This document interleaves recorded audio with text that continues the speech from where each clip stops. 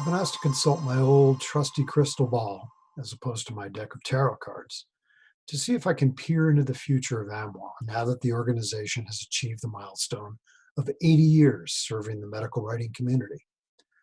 Over the past 8 decades, the role and perceived value of what we've come to know as the medical writer has evolved. When AMWA was founded, members were physicians who wrote.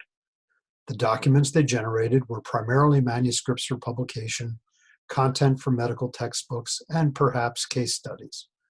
In 1940, there were only rudimentary documents created for submission to a very fledgling Food and Drug Administration.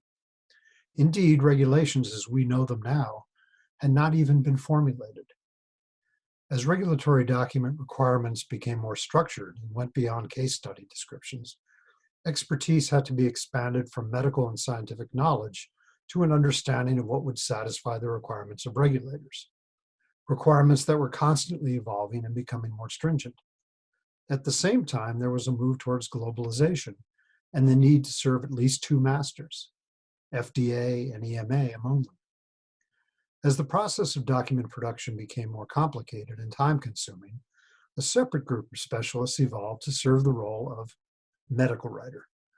While this role may not have been formally defined, and certainly not consistently so, this was the genesis of the profession we consider to be medical writing.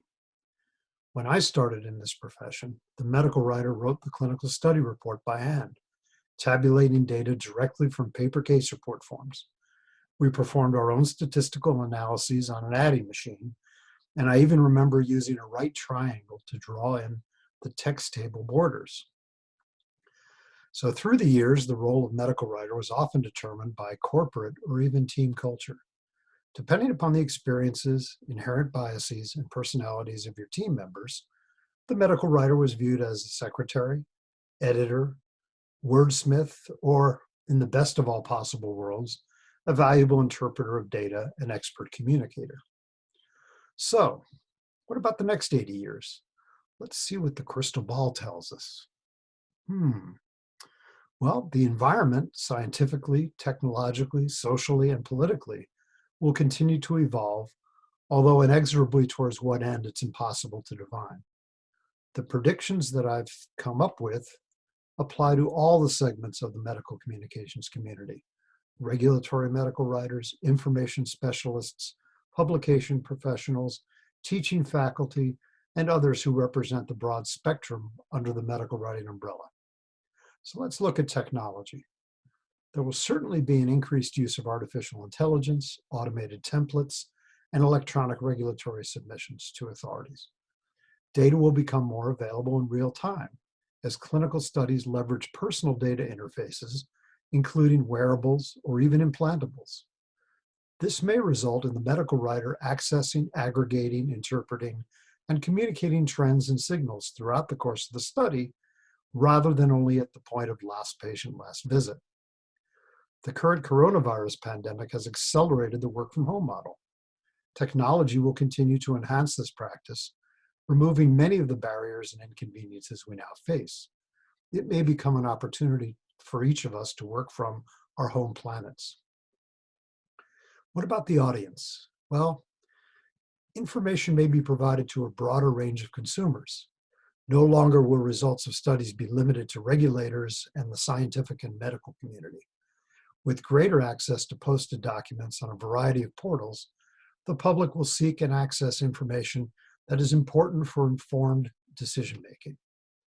The patient will have a stronger voice in determining their treatment, and this will extend to end-of-life issues. Social media will amplify results and will spread misinterpretations and data of poor quality. Caveat emptor. Role expansion. Medical writers will assume a stronger role as guardians of best practices. Not only do regulations constantly evolve, but so do publication practices. The medical writer will have to maintain a high level of awareness and familiarity with current best practices, and will have to serve as a gatekeeper to best ensure that these are not violated. This will require the medical writer assume the role of educator, communicating the essence of these standards and the rationale for adhering to them. Once again, globalization. A single global regulator Not likely, but a lot can happen in 80 years. The trend towards mutual recognition among regulators will continue with common guidance and templates. Yes, there will still be regional differences. However, the core dossier will serve all masters. Our professional associations like AMWA, MWA, and ISMAP have represented a balkanized community, despite the significant overlap in membership profiles, educational program content, and common interests and goals. Recently, the three organizations mentioned have successfully collaborated to develop joint position statements addressing systemic and institutional deficiencies. I trust that this will continue and hope that at some point we will realize that we have a stronger voice through alliances, not just within the medical writing community, but with associated institutions in academia, medical and scientific journals, among regulators and others. I've long been an advocate of the Intergalactic Medical Writers Association, and perhaps one day it will emerge. Other musings. Pressure to release data in real time for publication, which technology allows us to do, particularly given the increase in the use of patient-reported outcomes platforms that gather data in real time and adapt to prior responses, will allow us to release raw data that may only have been minimally vetted. Society will determine that resources are insufficient to provide all services to all patients. This rationing of healthcare may seem draconian. However, in a world of limited resources, algorithms will be applied to human healthcare.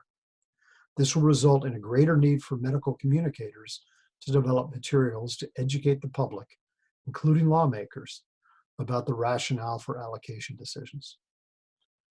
Over the years, there has been a movement to create licensure for the medical writing profession.